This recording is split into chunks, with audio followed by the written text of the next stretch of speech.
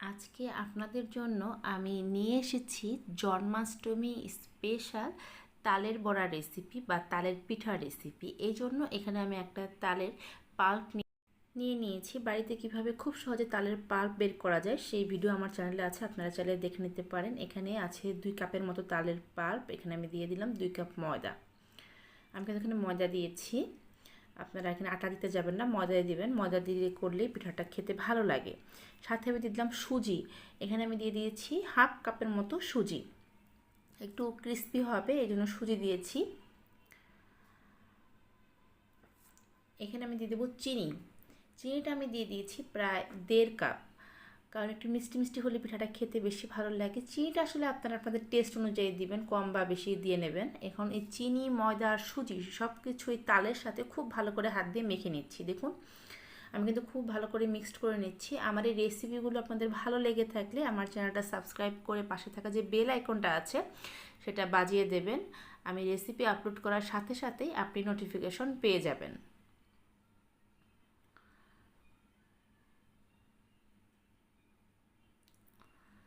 হাত দিয়ে খুব ভালো করে মেখে নিচ্ছি। আমি এখানে চিনি দিয়ে পিঠাটা করছি, আপনারা চাইলে চিনির পরিবর্তে এখানে গুঁড়ো দিতে পারেন।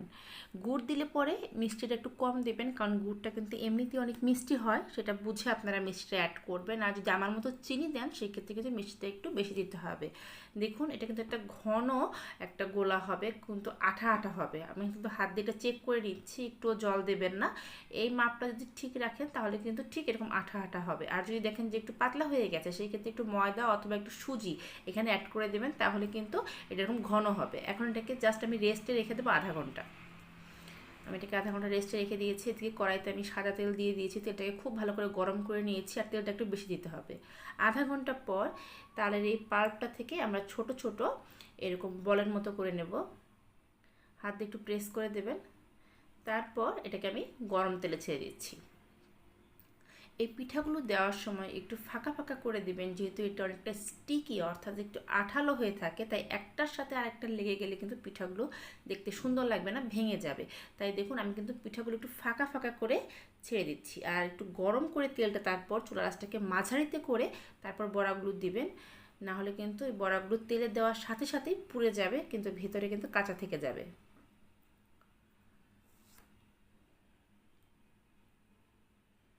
এই তালের পিঠাটা আমার কাছে খেতে ভীষণ ভালো লাগে, আর আমার মা এই রেসিপিটা খুব ভালোভাবে বানায়, আমাদের বাসায় সবাই খুব পছন্দ করে। জন্মাষ্টমীর দিন ঠিক এইভাবেই তালের পিঠা বানানো হয় আমাদের বাসায়। আজকে সেই রেসিপিটাই আপনাদের সাথে আমি শেয়ার করলাম।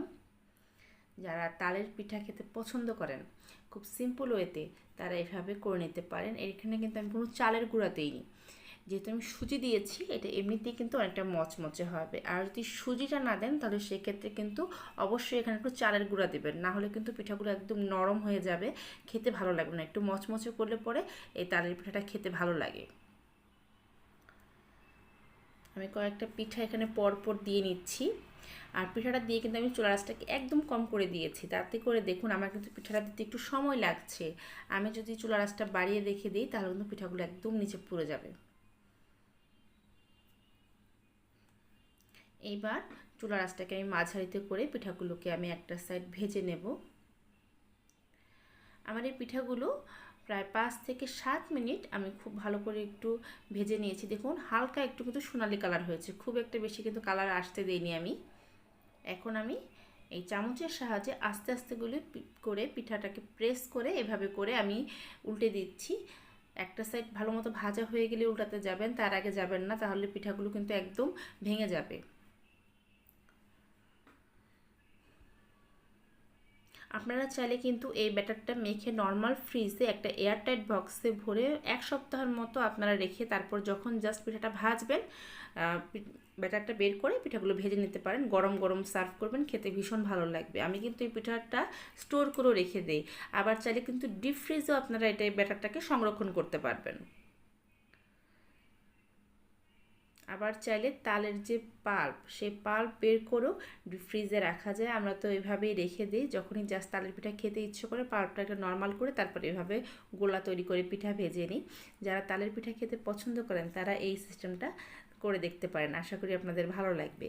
আমার তালের পিঠাগুলো ভাজা হয়ে গেছে, আমি এগুলোকে তেল ঝরিয়ে উঠিয়ে নিচ্ছি। হয়ে গেল আমার জন্মাষ্টমী স্পেশাল তালের বড়া।